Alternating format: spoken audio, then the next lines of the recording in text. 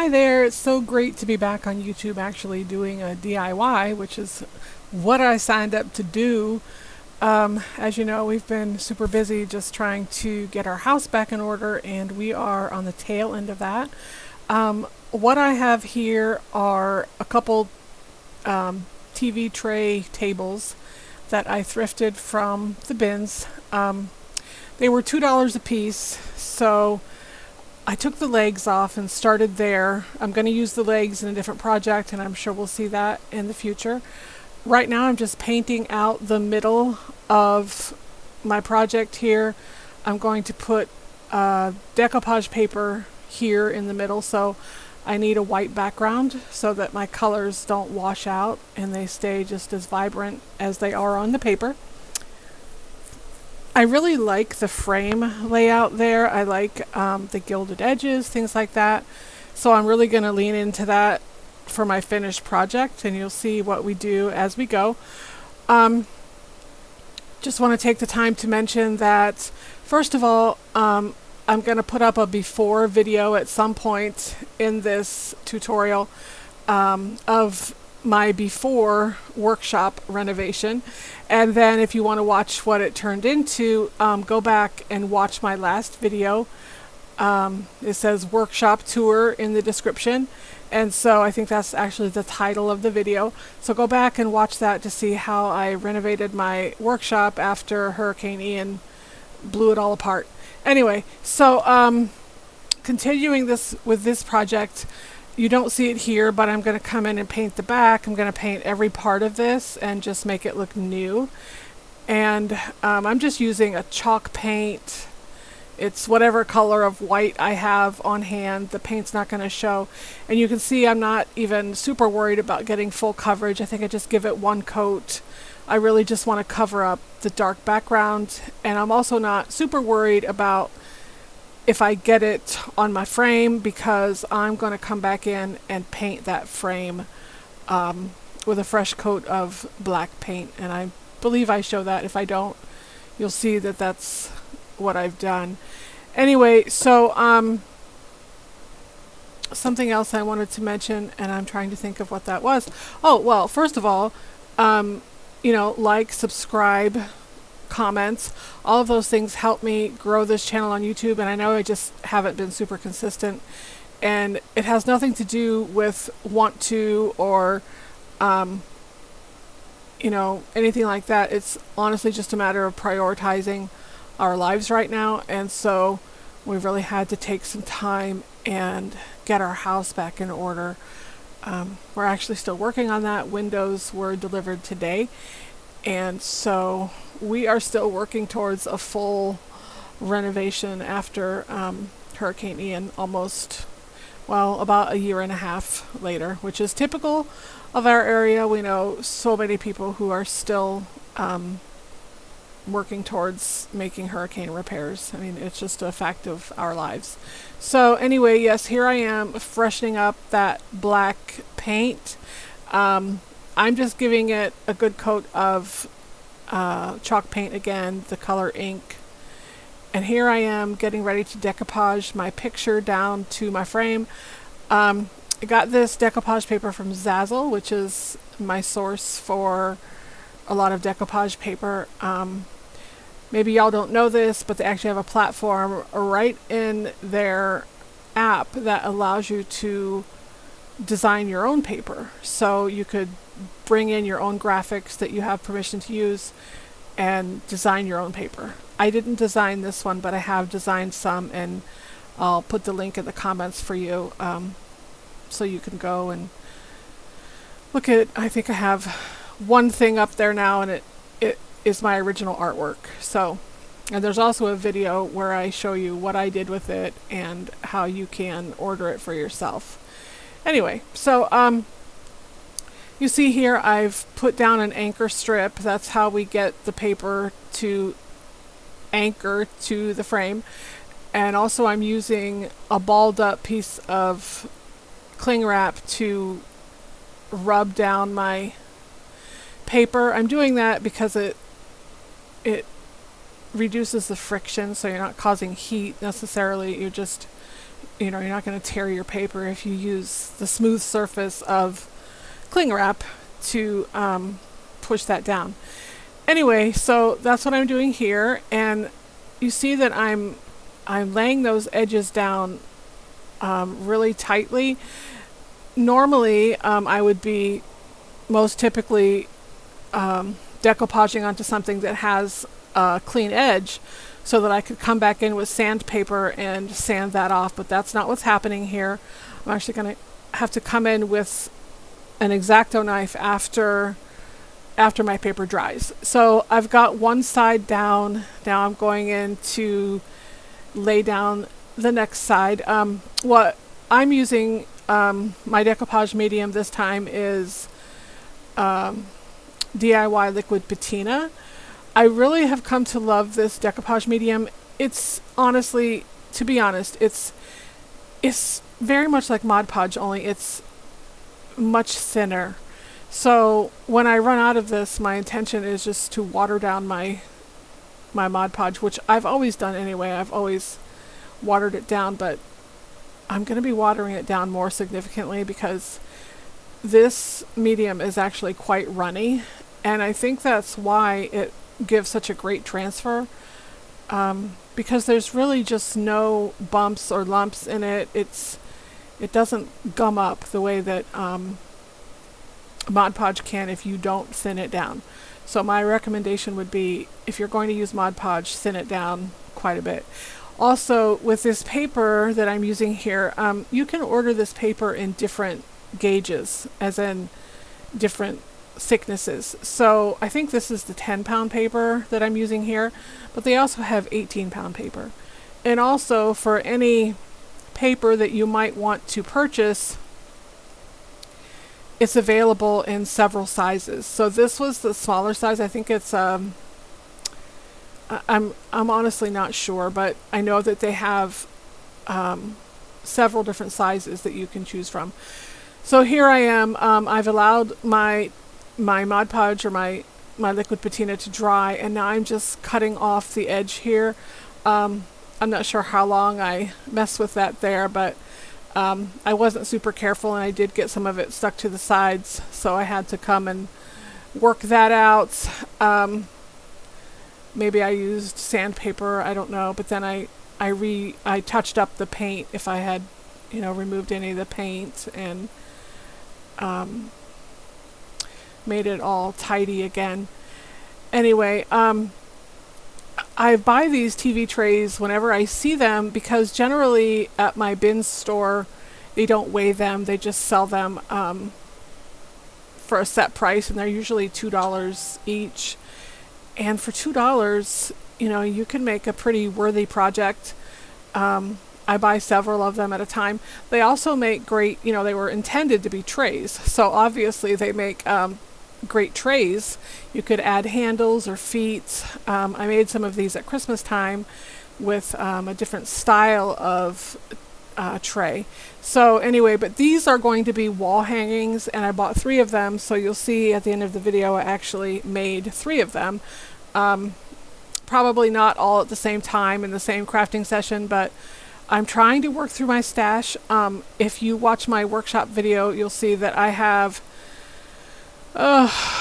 quite a significant stash, and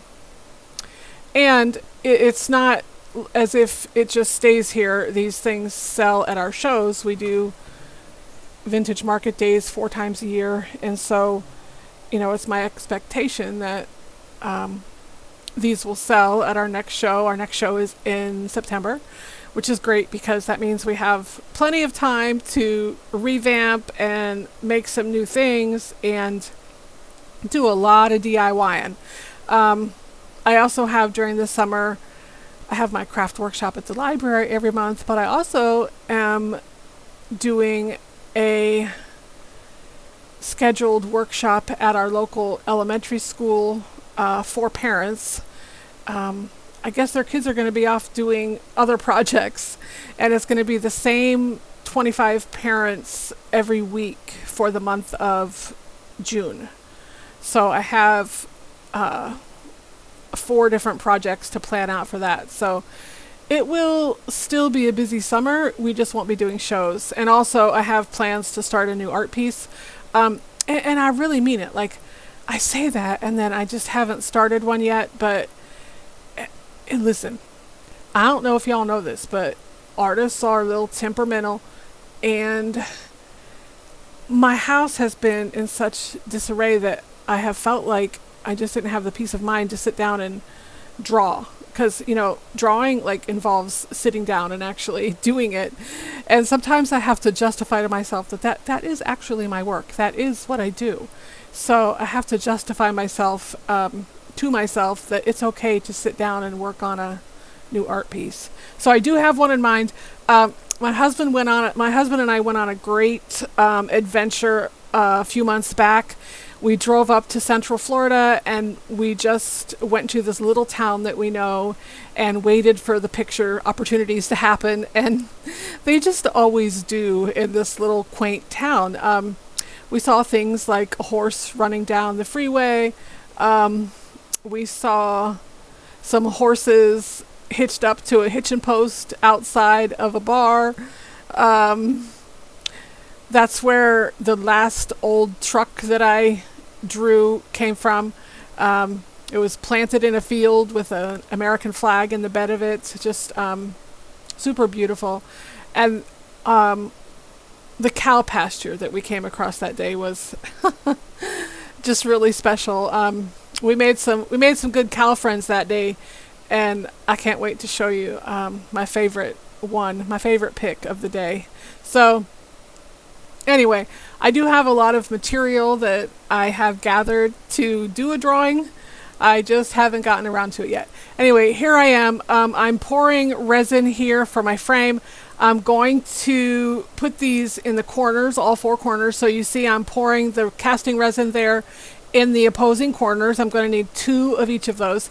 And with my leftover resin, I'm going to pour as much of the mold as I can.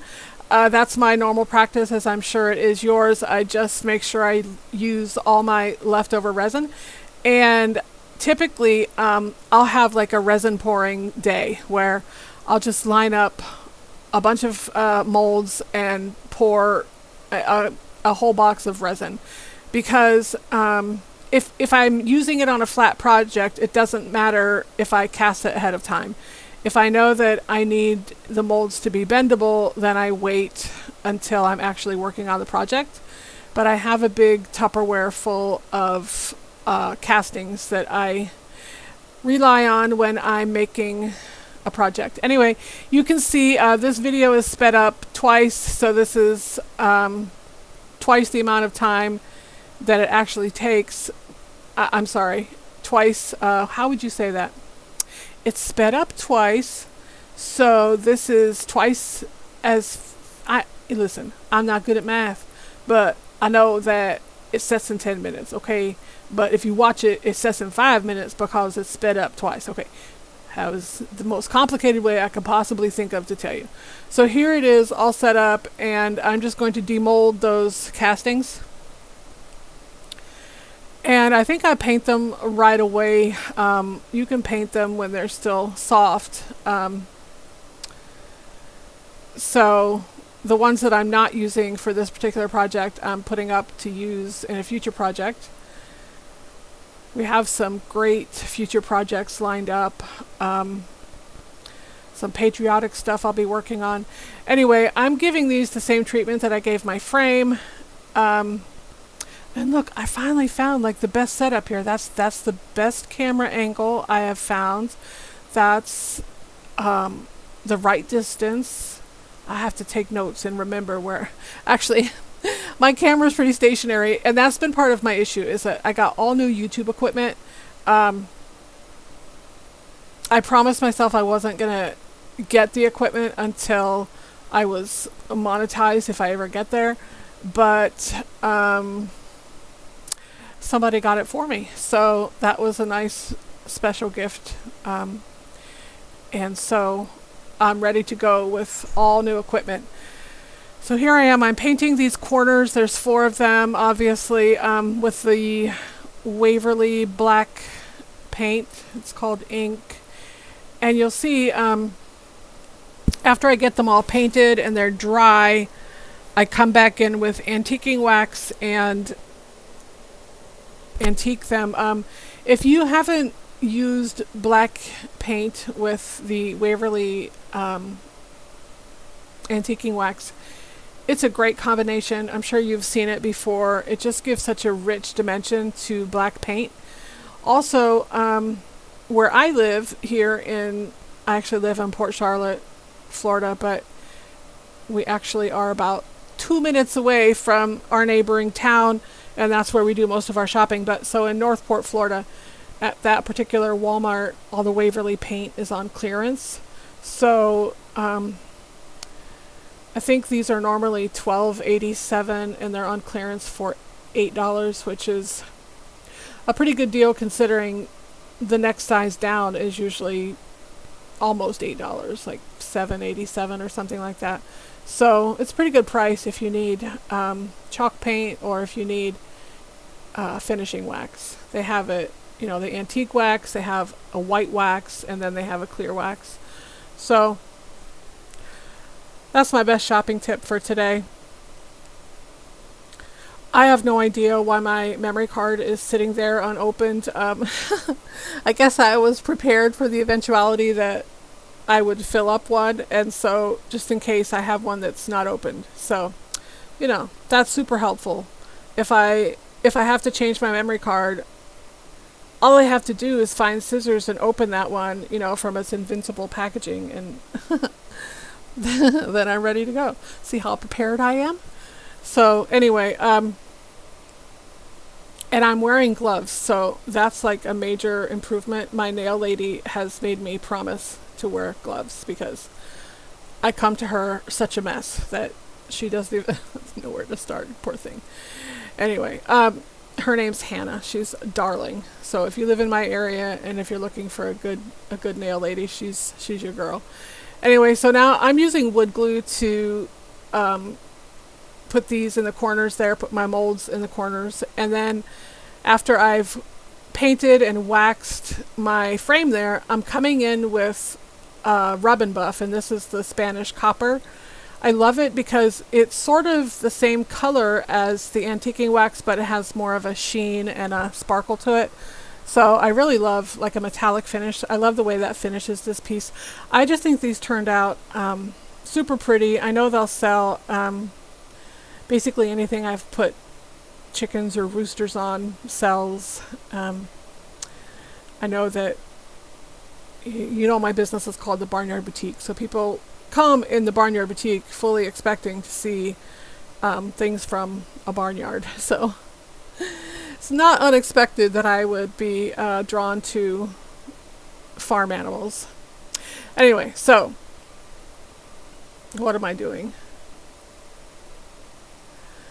Okay, it looks like I'm done. Jennifer, put the cap. Okay, good. Yes, yeah, I'm putting the cap on my rub and buff. No, I'm not. I'm not done yet using it. But when I'm done, I've gotten in the practice of putting the cap on and putting it away. I'm just telling you, like, I'm getting real good at this. Like, my workshop is laid out so intentionally that I can be like super organized for the first time in my life. Like, I can't tell you that I can keep it organized, but I'm doing pretty good. So hopefully I follow my own advice and I put the lid back on that and put it away. I'm pretty sure I do. Anyway, like I said, I'm becoming like this efficient, organized girl. Like I'm really doing it. I'm super proud of myself. Anyway, so there it is. It's all finished. I really love the way that turned out. I think it's just so pretty. I love the details of the molds. Those are IOD molds, which I know I didn't mention, but I just think they're absolutely beautiful, and they add just the right touch to my project here. I actually have learned that anytime you buy a frame that you just want to add some elegance to, or that extra fancy touch, I have been adding molds to my big giant frames that I use to frame my big showpiece, the opening of the frame is actually 2 feet wide or I'm sorry, 30 inches wide and 2 feet tall. And I love the addition that molds make to those big giant frames. We're going to do that one time. Anyway, so you can see I put a sawtooth hanger on the back because that's how the people will hang it. And then I think I show you that I've actually completed 3 of these trays, 2 of the chickens, and then 1 of a farmhouse. Anyway, that's the end of our DIY today. Like, subscribe, comment, and I will see you the next time. Bye-bye. So here we are, day 1 of my workshop renovation. We have a work crew here from Pennsylvania. There's some Mennonite guys from the IOD organization. And they're coming in here to completely gut my workshop because Hurricane Ian caused the ceiling to buckle after it spent 16 months under a blue tarp.